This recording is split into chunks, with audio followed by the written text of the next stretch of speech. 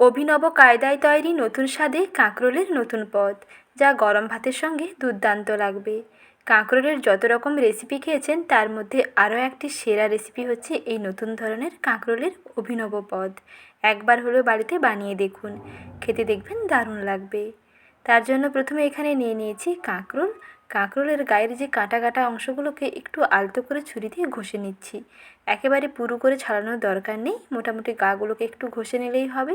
তারপরে দুই প্রান্ত কেটে বাদ দিয়ে দুফালি করে কেটে নিই। তারপরে এইভাবে লম্বা লম্বা করে কেটে নিয়েছি।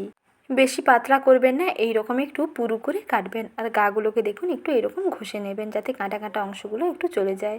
তারপরে এই কাঁকরোলগুলোকে জল দিয়ে ভালো করে ধুয়ে পরিষ্কার করে নিয়ে এর মধ্যে নুন ও হলুদটা মেখে নিচ্ছি। এখানে আমি 3টে মিডিয়াম সাইজের কাঁকরোল নিয়েছি, সেই ক্ষেত্রে পরিমাপগুলো বলে দিচ্ছি। প্রথমে আমি হাফ চামচ দিলাম লবণ আর দিচ্ছি হাফ চামচ হলুদের গুঁড়ো।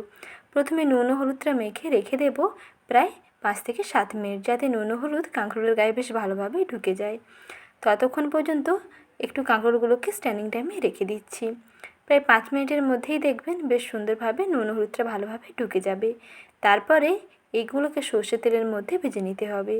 কড়াইতে পরিমাণ মতন সর্ষের তেল গরম করে নিয়ে এই কেটে নেওয়া নুন হলুদ মেখে রাখা কাঁকরোলগুলোকে একটু ভেজে নিচ্ছি। খুব বেশি মুচমুচে লাল করে ভাজার দরকার নেই, মোটামুটি একটু ভেজে নিলেই হবে। একটু ঢাকা চাপা দিয়ে ভেজে নেব, যাতে খুব তাড়াতাড়ি সেদ্ধ হয়ে যায়। রান্না করতে আর বেশি সময় লাগবে না, 5 মিনিটের মধ্যেই দেখবেন রান্না কমপ্লিট হয়ে যাবে। ততক্ষণে আমি এদিকে একটা মশলা রেডি করে নিচ্ছি। 2 চামচ হলুদ সর্ষে আর 2 চামচ পোস্ত। হলুদ সর্ষের বদলে কালো সর্ষে থাকলে সেটাও দিতে পারেন, যেটাই অ্যাভেলেবল থাকবে সেটাই দেবেন। 2 চামচ সর্ষে আর 2 চামচ পোস্ত আর 2টো কাঁচা লঙ্কা, অল্প একটু জল আর 1 চিমটে লবণ। সর্ষের তেতো ভাবটা যাতে না থাকে তার জন্য এর মধ্যে 1 চিমটে লবণ দিয়ে দিন, আর একটু কাঁচা লঙ্কা দিয়ে সর্ষেটা বাটুন, তাহলে দেখবেন সর্ষের আর তেতো ভাব থাকবে না। মশলাগুলোকে মিক্সার গ্রাইন্ডারে ভালো করে পেস্ট করে নিচ্ছি। এটা আপনারা শিলনোড়ায়ও বাটতে পারেন আর মিক্সার গ্রাইন্ডারেও বাটতে পারেন, যেটা সুবিধা হবে সেই মতন করে বেটে নেবেন। আর এদিকে দেখুন কাঁকরোলগুলো মোটামুটি ভাজা হয়ে গেছে। আর 2 থেকে 3 মিনিট সময় নিয়ে আর একটু ভেজে নিচ্ছি।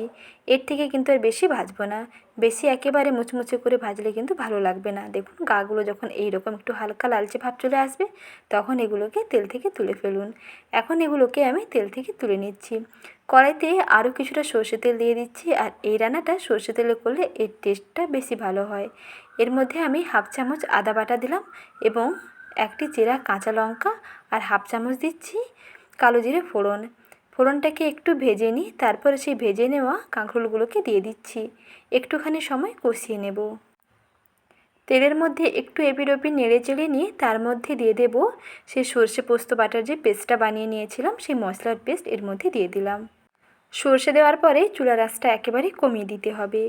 চুলার আঁচ একেবারে মাঝারি থেকে কমের মধ্যে রেখে কিছুক্ষণ পর্যন্ত একটু কষিয়ে নেব। সর্ষের একটা কাঁচা গন্ধ থাকে, সেটা চলে যাবে। এবং এই মিক্সার গ্রাইন্ডারটা ধুয়ে এখানে অল্প একটু জল দিয়ে দিচ্ছি। সমস্ত কিছুকে ভালো করে কষিয়ে নেব ততক্ষণ পর্যন্ত যতক্ষণ না এই মশলাটা ভালোভাবে কষানো হয়ে তেলটা সম্পূর্ণ রিলিজ হয়ে যায়। তার আগে এখানে আমি দিয়ে দিচ্ছি অল্প একটু হলুদের গুঁড়ো, লঙ্কার গুঁড়ো আর স্বাদ মতো লবণ আর অল্প একটু চিনি।